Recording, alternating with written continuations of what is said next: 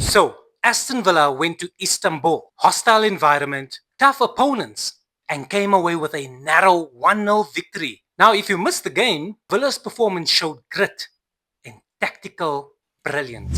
Villa clinched this victory over Fenerbahce and made it into the qualification of the last 16. 6 wins from 7 games in the group stages. Now that's some serious European form. Now that wasn't just a victory for Aston Villa or a narrow win.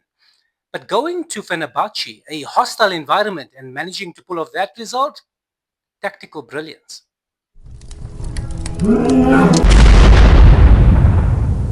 Welcome back to the channel. You're watching Astonished with me, Dre. Thank you very much for clicking on this channel. And please hit that like and subscribe button and hit the notification bell, and you'll be notified when I upload new content. With that said, let's get into the match reaction.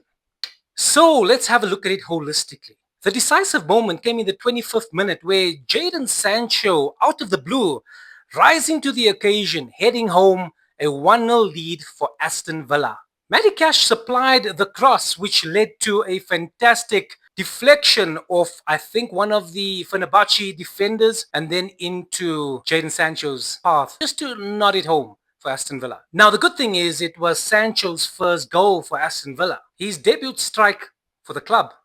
And look at just what that meant in midwinter in Europe. So Jadon Sancho's in elite company. He is one of the few English players to score in major European competitions for multiple clubs.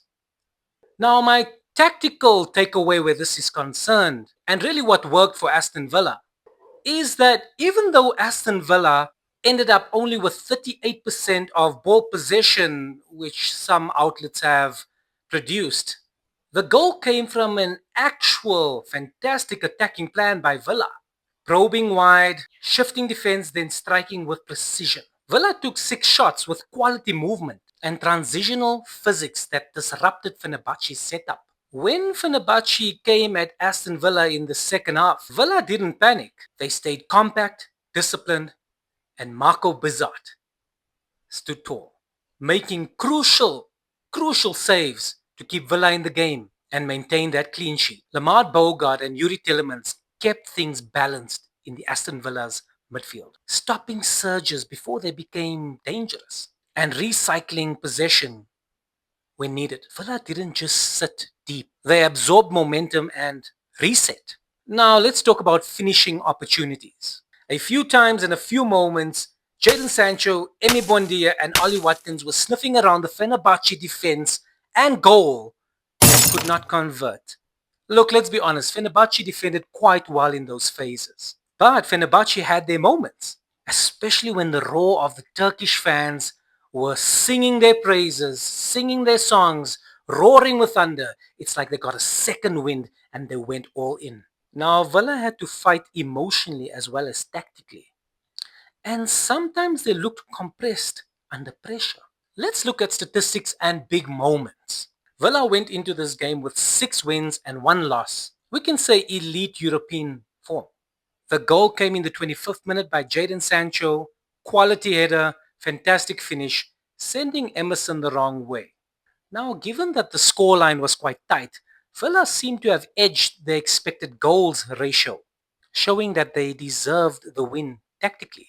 Let's chat about the crunch moments. VAR drama ruling out Fenerbahce's goal, which could have been huge. That equalizer would have probably set a different type of tempo to Fenerbahce's game. Now the star man of the show, Marco Bizzart, making some fantastic saves for Aston Villa, ensuring them a top 16 qualification in the Europa League. Marco. Let's move on to managerial strategies. Unai Emery will always come with a clear tactical plan. Always structured the first half, composed, the right tempo and control. And the plan paid off. Villa didn't fold. They showed European maturity.